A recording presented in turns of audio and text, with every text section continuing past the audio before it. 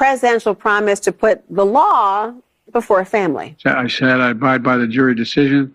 I will do that, and I will not pardon him. Letting the world know that he will not wipe away the decision of 12 of his son's peers. Was asked directly, and he has said he wouldn't pardon his son if he gets convicted. Let's wait and see what happens if he loses. Yeah, but he said it. He's going to get pardoned by his dad. There's no question about that. What are your feelings, and let me start with the women here, about Kamala Harris? She's a woman of color. I'm not putting her down because of that, and I'm not putting her down because she's a woman.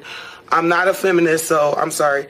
But at the end of the day, I don't think that she has the personality. I don't think that she has what it takes to go up against Putin and go up against these other presidents that are built for this. I don't want to be scared because my president is scared. I want my president to feel secure and manly and about it. Now, everybody, if you're tired of scrolling through headlines full of outrage, confusion, and political spin, well, we're in the right place. Let's tackle the massive story making waves across the political landscape. It's the media's intense reaction to Trump's latest nomination. Now, whether you support or oppose him, Donald Trump is just here to make America great again. Now, last week, Trump did announce his nomination for some specific positions, like Supreme Court, Secretary of State, and to fill up his entire cabinet. And the reaction, well, was pretty one-sided from the Democrats and the mainstream media. It's everything you'd expect in political climate today. And this just is any appointment. The nomination is crucial because it could significantly shape specific issues like judicial proceedings, foreign policy, and domestic legislation. You brought up gender. In July of 2023, just after that plea deal fell through, this is what you said. I want to watch.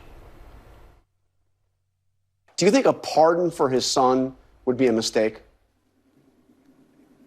Yes, and I don't think there's any chance that President Biden is going to do that, unlike his predecessor, who pardoned all of his friends and anyone who had any access to him. And I think you see that in this case, where he kept on, and Merrick Garland kept on, a Trump-appointed U.S. attorney to investigate the president's son. If there is not an indication of the independence of the Department of Justice beyond that, I don't know what we could look for. What does that feel like, watching yourself back then, reassuring people that Biden was not going to issue a pardon for his son? Yeah, and I think that if that plea agreement and that plea deal had gone through, there would be no pardon. That was a satisfactory outcome. It had already fallen through. That only was... Sorry? When you reacted, this was when the deal had fallen through. And I hear what you're saying. Right? Like, do you think it matters that she's a woman and people aren't comfortable having a woman in a top leadership role? No, I don't think that, because most men, they love their mothers. They love their wives. So as a woman, most men, they respect the woman. But she just don't have the qualification or the education to really run America, because she don't have the experience. She don't understand our struggles. And for me to believe you for another 4 years, you're crazy. Right. Like, you're crazy. You're saying the same thing that you said 4 years ago. So the fact that she's the vice president, that's to just you the is bottom line. You're like, you've been here, you've had a chance. Yes. Well, for me, the very first time I ever heard the name Kamala Harris, it was in association to locking up parents for truancy. That was the first time I ever heard of her name. For some quick background, this position holds a lot of power. It's not just about one person. It's always about the ripple effects and the decisions that will have on the millions of people in America. Trump has always chose someone who aligns with his vision. And why does this matter so much? It reflects Trump's priorities for the future. He's signaling to his base and his critics that he's doubling down on specific agendas and ideologies. And of course, this sparked fireworks. Now let's talk about the media's reaction, which has been nothing short of explosive. But we all know Donald Trump has once again thrust himself into the spotlight with a bold and controversial move. His latest nomination is a significant position. While reactions from his supporters were celebratory, the media's response always has been overwhelmingly critical in a negative point of view, ranging from sharp disapproval to outright alarmism. The episode highlights the deep divisions in American politics and the media's role in amplifying these decisions. To understand this phenomenon, well, it's essential to explore why this nomination has drawn such scrutiny. How the media's reaction reflects broader cultural dynamics. We all know that. And this means for the political future disclosure, that's going to be very difficult. We don't know what will happen with the Hegseth nomination, which put together Tulsi Gabbard as DNI, John Ratcliffe, another loyalist at CIA, Kash Patel at the FBI, Pam Bondi at Justice. You have the makings of, a not so slow motion authoritarian takeover of the United States government. That means that his opponents get investigated and, his friends, he and his friends do whatever they want. The installation, or the nomination, I guess we should say at this point, of Kash Patel as FBI director can only possibly be a plan to disrupt, to dismantle, to distract the FBI, and to possibly use it as a tool for the president's political agenda. To me, Kash Patel, and I don't say this lightly, is the most dangerous nominee that we've seen yet to our democracy. I mean, you might think that having Pete Hegseth running the military is a greater level of danger because of his lack of experience, or Tulsi Gabbard at intelligence. But just as far as the threats to democracy that we were warning up about before the election, and Kash Patel was a key player inside the Trump White House, pushing for and orchestrating. And I really didn't understand how this person claims to be a black woman, but yet she's locking up black women and black men and separating families. This is the thing that is, Trump talks about this a lot. He says, Kamala Harris became black when it was convenient. Right. Yeah. Can you talk to me about, do you agree with him on that? Do you feel like she's wearing her blackness? Absolutely. when she's sworn to the Senate, it was as the first Indian American. Thank you. Which is, it's fine. Every high-profile nomination carries weight, and this one has sparked an especially fierce reaction. The individual Trump nominated is not just another political figure. Their positions could significantly influence many policy areas, judicial rulings, and international relations, and even economic strategies that determine the fate of our nation. However, critics argue that this choice represents a threat to specific principles or issues, threatening to point to the nominee's record on controversial decisions and stances.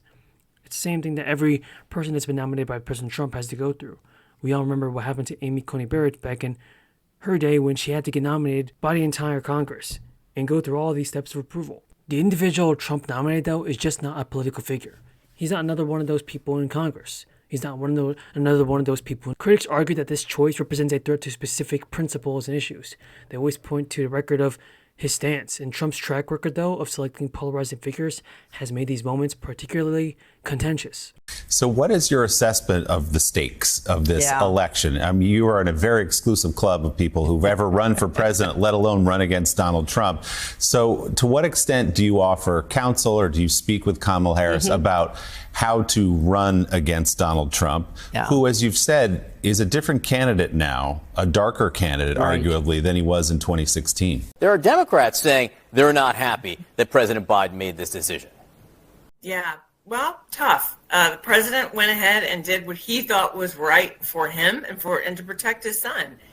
Joe Biden is leaving office making the strongest possible case for Donald Trump that anybody could possibly make it, and that's that our government and our justice system is of, by, and for the elites.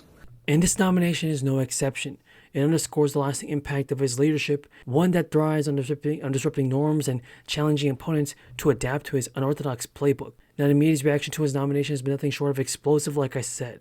Headlines across major outlets describe the pick as a dangerous step backward, a threat to democracy, the same words that they always use to describe President Trump. This language reflects a pattern in modern journalism, especially from people on the left, where hyperbolic framing often overshadows nuanced analysis, and they cover the facts, leaving nothing but opinion-based evidence, which is just false and totally wrong. While it's true that the media plays a vital role in holding power to account, the coverage of Trump nomination often veers into a territory that feels more like advocacy for President Biden and Democrats and Kamala Harris, rather than reporting the rights for the American people. President-elect Trump proving once again he plans to shake up Washington in his second term, announcing plans to nominate Kash Patel as his next FBI director.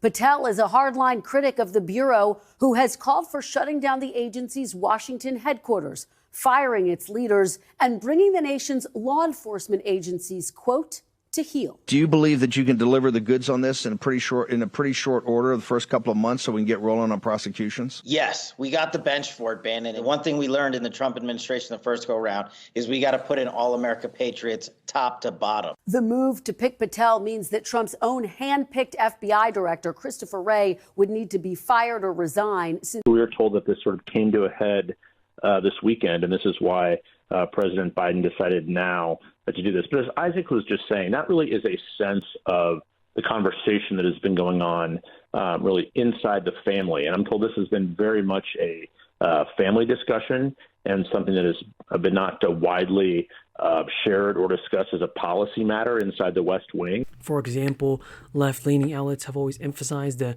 nominees' controversial stances, portraying them as a puppet for Trump's agenda. But did they forget about Kamala Harris? Did they forget about Peter Buttigieg? Did they forget about the current Secretary of State, the Department of Homeland Security? Are they forgetting about the FBI? These people are basically the puppets for President Biden and Hillary Clinton.